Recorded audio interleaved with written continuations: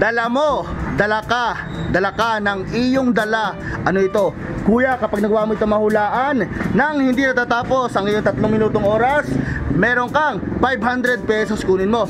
Bago tayo magpatuloy sa video ito mga katropa, kung hindi pa kayo nakapollow sa aking page, papollow naman. So paano kuya? Ready ka na ba? Ready na! Dahil kung ready ka na, your timer starts Sagot ko now. Anino. Okay? So sige, sula. Okay. Anino. Sula. Sige, tuloy. Anino. Oo. Ba, magaling. Bakit anino? Dahil yung anino ay Dala-dala ko kahit kung nasaan ka, sumusunod sa iyo. Isa pa, sagot, sombrero. Hindi muna, isa-isa muna. Isa-isa muna bago natin sundan.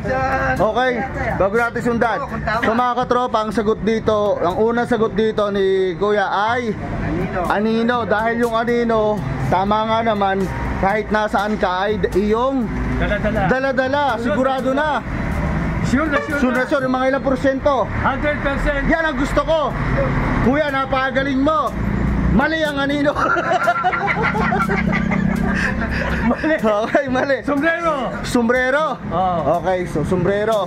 Dahil yung sombrero ay dala mo pagka ikaw yung pupunta, lalo na kung mainit. Dinadala mo ang sombrero, sinusuot mo. Tama. Sigurado na sa sombrero. Hindi ako sure. Pero itong sure ko. Oh, sige. Hindi mawawala sa akin to. Bayag ko. Bay. Okay, bumagaling. Pwede nga rin naman. Palagi ko dala yan. Ano ang palagi dala mo, kuya? Yung bayag ko. Hindi nawawala yan. Sure na. Yan, sure na. Kahit sa pagtulog ay dala mo, kumakalog ko binsan. Oo. Kumakali-kali yung bangka. Okay, so mali rin. Pa rin. Pwede ulitin yung tanong ha? Para mas marinig mo. Okay, dala mo, dala ka ng iyong dala. Ano ito? Ito na, sure na. Sige, sure na. Sigurado na? Sigurado na yan. Gaano ka sigurado? Eh, syempre, oh. Okay. Teka, ito, papaliwanag ni kuya. Alis ka. Alis ka. Kunin mo, sige, dala mo. Alis ako. Aalis ka. Dala mo. Kahit saan. Tapos, dadaling ka ngayon ng iyong dala. Oo. Dadaling ka ng iyong dala. Tapos, dala ka ng iyong dala. Oo. At dala mo, sigurado na sa tsinelas. Sure na. Gaano ka sigurado?